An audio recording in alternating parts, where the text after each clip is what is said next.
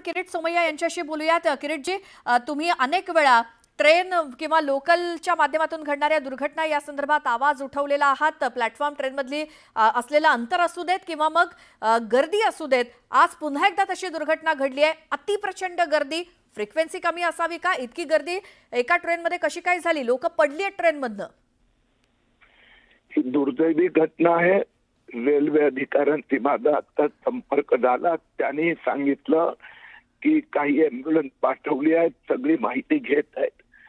वास्तविकरित्या गेल्या काही दशकात ज्या पद्धतीने मुंबईत रेल्वे प्रवासी वर्दळ संख्या वाढली, त्या तुलनेने पर्यायी ट्रान्सपोर्ट व्यवस्था आपण महाराष्ट्रात मुंबई महानगर परिसरात उभी करू शकलो नाही।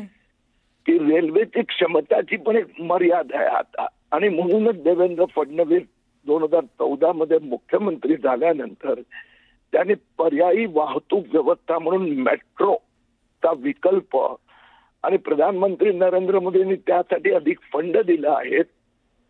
मी पुन्हा एकदा महाराष्ट्र सरकारला आग्रह करणार की जे मेट्रोचे प्रकल्प सुरू आहे ते लवकर गतीने पूर्ण व्हावे।